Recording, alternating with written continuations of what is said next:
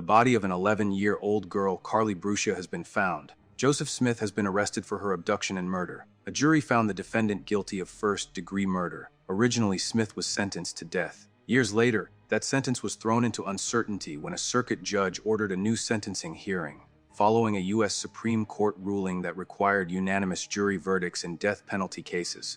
But the legal aftermath would stretch on for years. And to understand why this case still resonates so deeply, you have to go back to the night everything changed. February 1st, 2004 was one of the most culturally saturated days in modern American history. It was Super Bowl Sunday, a night that had become almost ritualistic across the United States. Nearly 90 million people tuned in as the New England Patriots faced off against the Carolina Panthers in Super Bowl XXVIII, a game that would end in a dramatic 32-29 victory.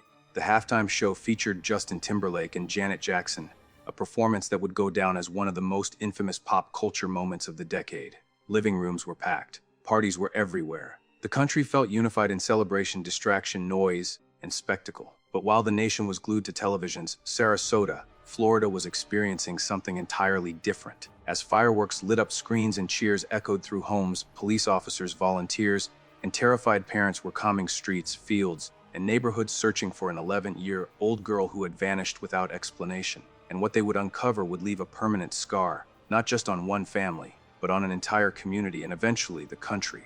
Carly Jane Brucia was born on March 16, 1992 on Long Island, New York, to her parents Joe and Susan. When Carly was just a year old, her parents divorced. Susan later moved with Carly to Sarasota, Florida, seeking a fresh start. Despite the physical distance, Carly remained deeply connected to her extended family back in New York. She visited often during school breaks and holidays and especially loved being there at Christmas. Those trips were highlights of her childhood, filled with family gatherings, warmth, and familiarity. Susan eventually remarried, building a new family with her husband, Stephen.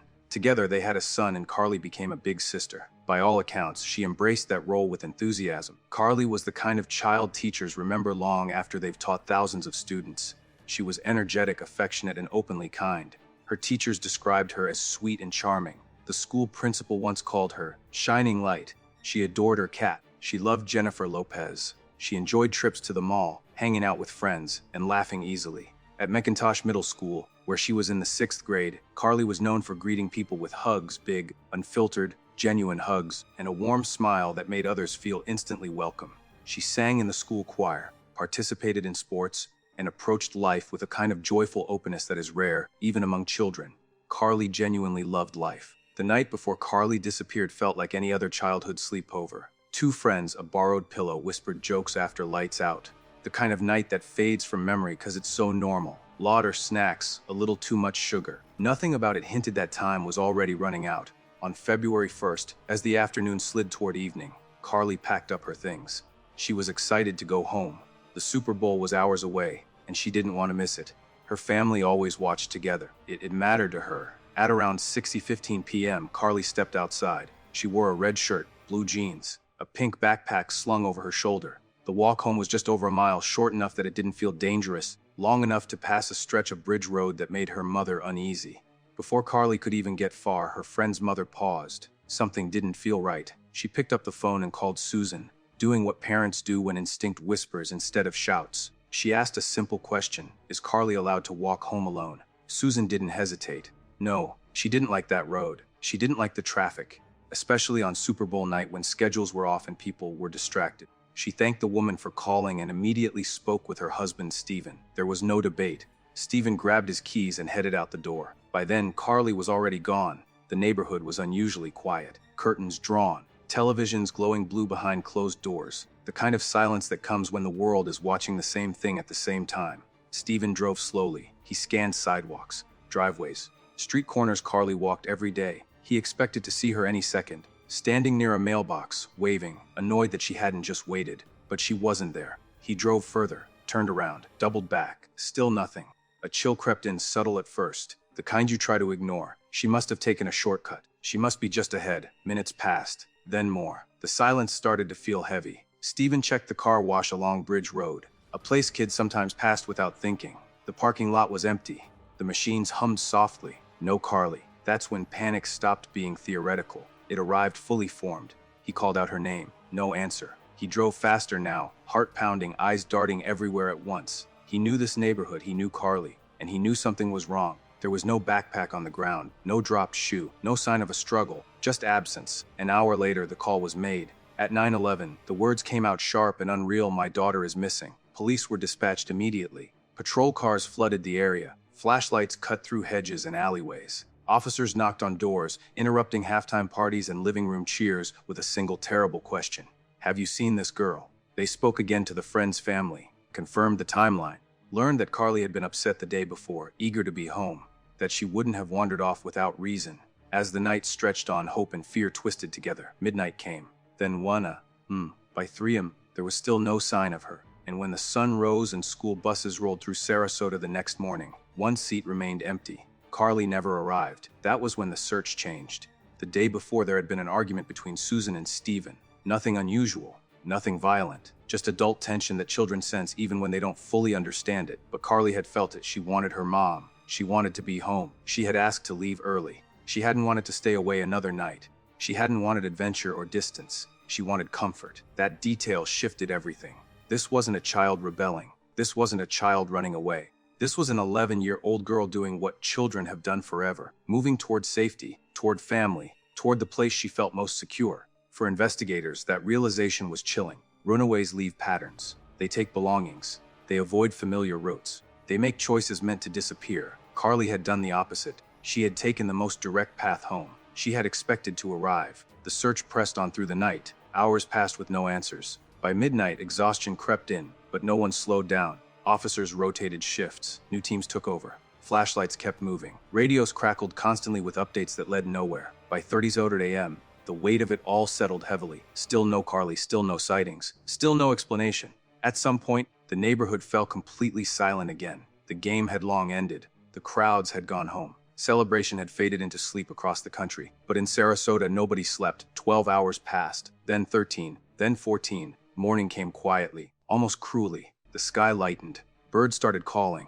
School buses rolled onto the streets as they always did. And that's when reality struck hardest. Carly never arrived at school. Her desk sat empty. Her teachers waited. The absence became official. That was the moment investigators knew this was no longer a routine missing child case. The tone changed. The urgency sharpened. They escalated the search. Specialized units were brought in. K-9 teams were requested. Command posts were established. Maps were laid out. Every minute of Carly's last known movements was broken down and analyzed. Where had she been seen last? Who had been nearby? What vehicles were in the area? They needed something, anything, to break the silence that surrounded her disappearance. Because children don't simply vanish. And when they do, it means someone else has intervened. Someone had seen Carly. Someone had made a choice. And somewhere, hidden in the ordinary routines of a Sunday night, was the moment everything went wrong. The search was no longer just about finding a missing girl. It was about uncovering the truth before it was too late. The next step came with 4 legs and a nose trained to find what humans couldn't.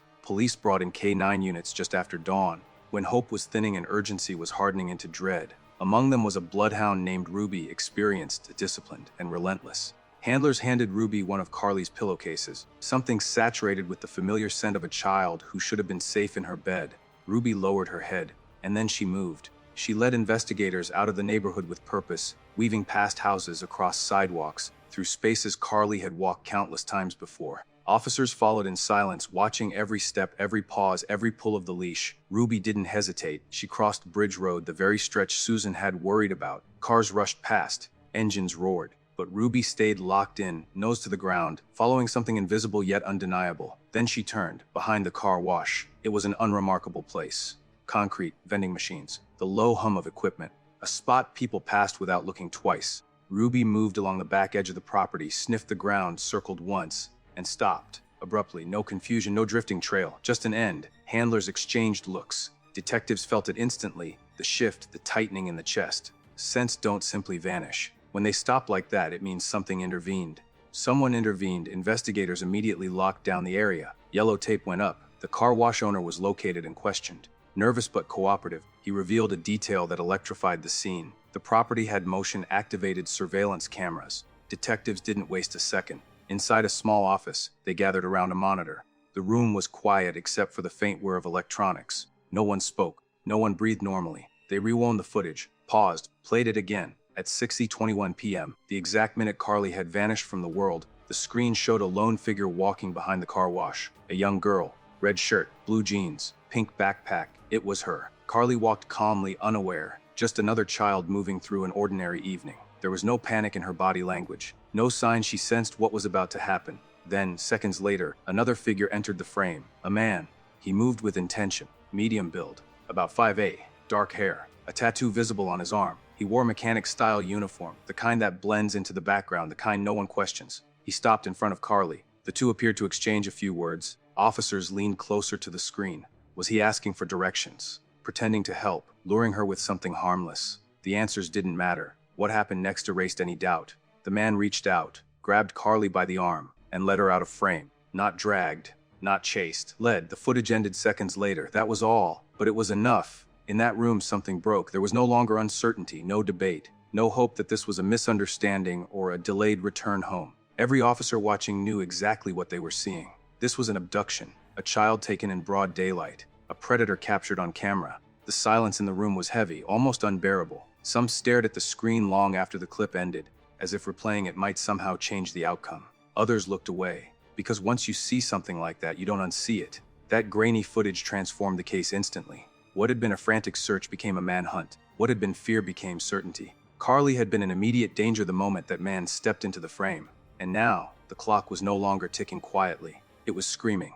As detectives replayed the footage again and again, another detail resurfaced, one that hadn't seemed critical at first, but now refused to be ignored. Stephen remembered something. While he had been driving through the neighborhood that night, desperately scanning sidewalks and side streets, one vehicle had stood out, a red pickup truck. He'd seen it more than once, circling, passing through the same roads, lingering longer than made sense. At the time, he hadn't known what to think. On Super Bowl night, people came and went. But now, with Carly gone and a man on camera, the memory snapped into focus. The red pickup truck had pulled into the car wash. She said she knew exactly who the man was. She recognized him immediately. His face, his build, the way he moved. He wasn't a stranger to her. He was a former business partner. She gave police his name. And in that moment, everything changed. The woman was watching the evening news when the image appeared on her screen. She froze. The grainy surveillance footage replayed again. The same few seconds looping endlessly. A man steps into frame. His posture, his walk, the way he holds his arm. To most viewers, he was just a blurry stranger.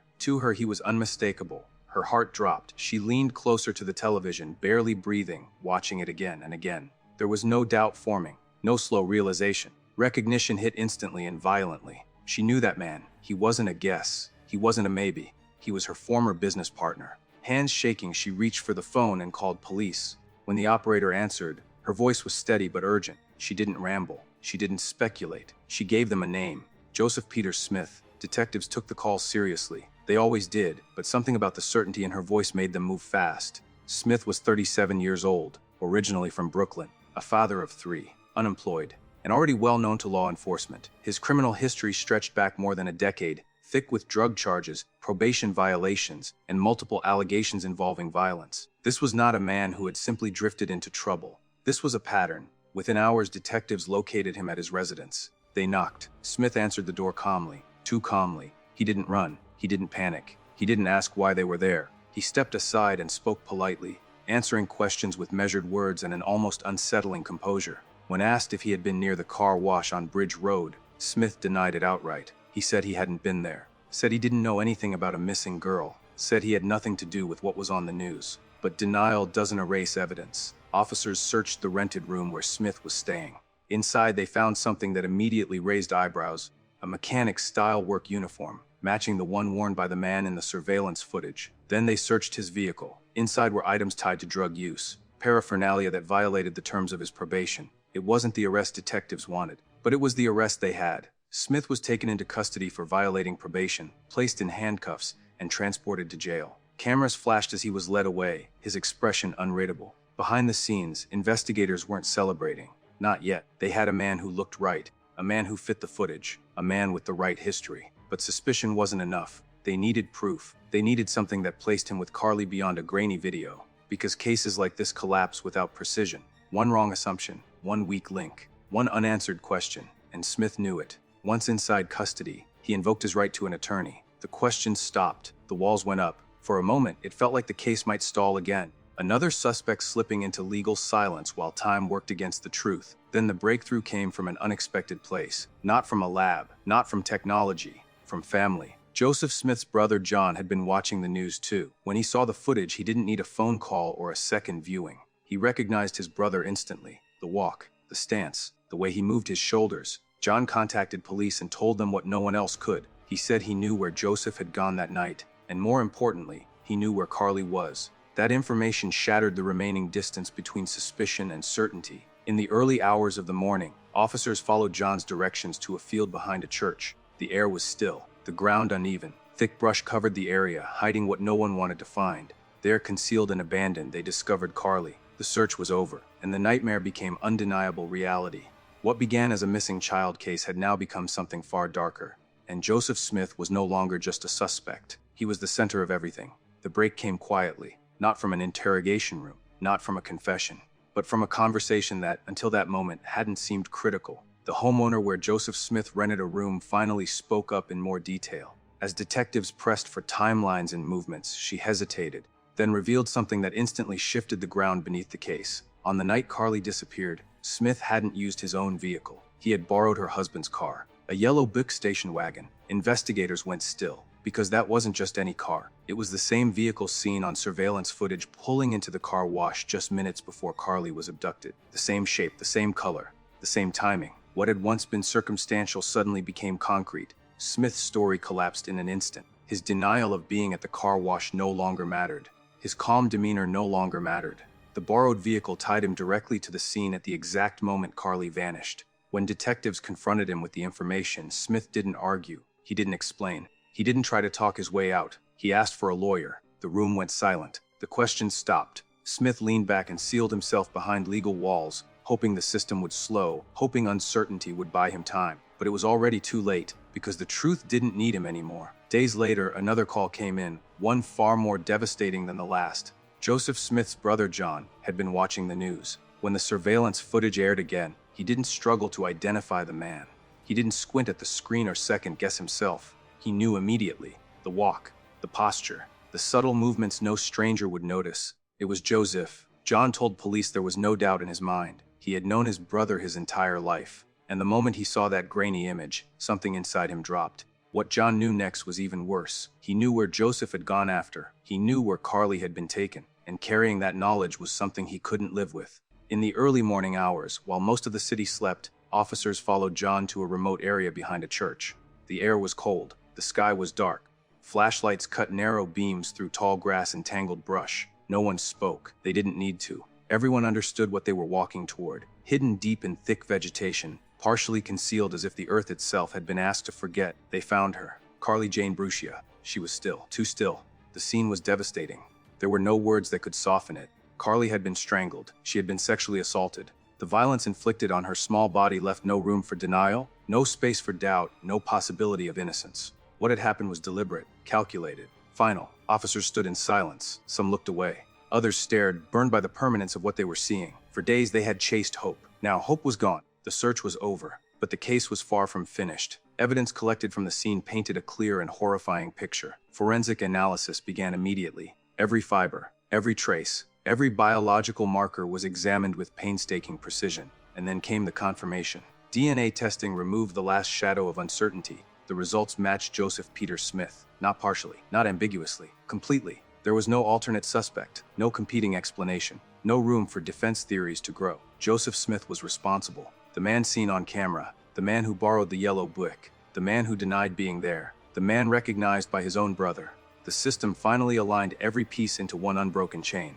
For Carly's family, the confirmation was unbearable, but it was also final. The question of who was answered, even if why, would never be enough. The surveillance footage that once felt abstract now carried unbearable weight. The borrowed car was no longer a detail. It was a weapon of opportunity. And the recognition from a brother became the moment that truth refused to stay hidden.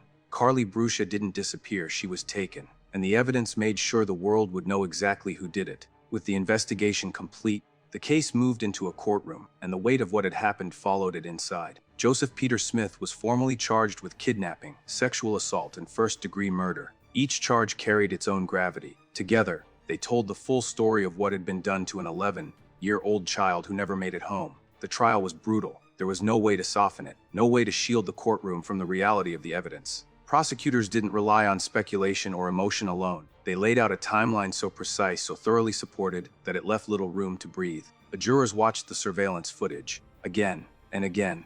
They saw Carly walking behind the car wash unaware. They saw Smith enter the frame. They saw the moment her path was stolen from her. The clip lasted only seconds, but in the courtroom it felt endless. The borrowed vehicle was next, the yellow Bic station wagon. Testimony confirmed Smith had access to it. Surveillance placed it at the car wash at the exact time Carly disappeared. His alibi, once calm and confident, collapsed under the weight of facts. Then came the forensic evidence, DNA cold, scientific, unforgiving. Experts explained how samples recovered from Carly's body matched Joseph Smith with absolute certainty. Not a probability, not a theory. A match, the kind that doesn't bend to argument. The location of Carly's body was revealed in grim detail. Jurors listened as investigators described how Smith's own brother led them to the field behind the church, how the brush concealed what no one wanted to find, how the truth had been waiting there silent. The courtroom was often heavy with emotion. Carly's family sat through every moment, absorbing details no parent should ever hear. Some jurors cried. Others stared straight ahead, gripping their pens,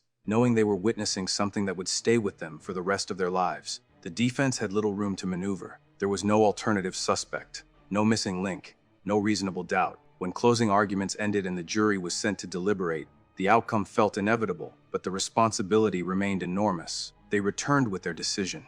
Joseph Smith was found guilty on all counts: kidnapping, sexual assault, first-degree murder. The verdict landed like a final, irreversible weight. In the sentencing phase, the jury weighed aggravating factors against mitigation: the brutality of the crime, the age of the victim, the planning involved, the complete lack of mercy shown. The decision was unanimous. Joseph Peter Smith was sentenced to death. For the court, it was the maximum punishment allowed. For Carly's family, it was not closure, but it was accountability. And for the man who appeared so calmly on camera that night, the system had finally caught up. The seconds he took from Carly had now defined the rest of his life. But the story didn't end there. Years later, legal rulings overturned Florida's death penalty sentencing process. Appeals followed. Sentences were vacated. Hearings were delayed. For Carly's family, each legal development reopened wounds. They watched as years passed without final resolution. In 2021, Joseph Smith died in prison from illness before his sentence could be carried out. There was no execution, no final courtroom moment, only silence. Carly's memory, however, never faded. Her community refused to let her story disappear. Memorials were built. Safety rallies were held. Children were taught awareness. Parents became more vigilant. Her case changed conversations, policies, and lives. Carly Brucia was only 11 years old. She was vibrant. She was loving. She was full of promise. Though her life was stolen, her impact remains. She is remembered. She is loved. And she will never be forgotten.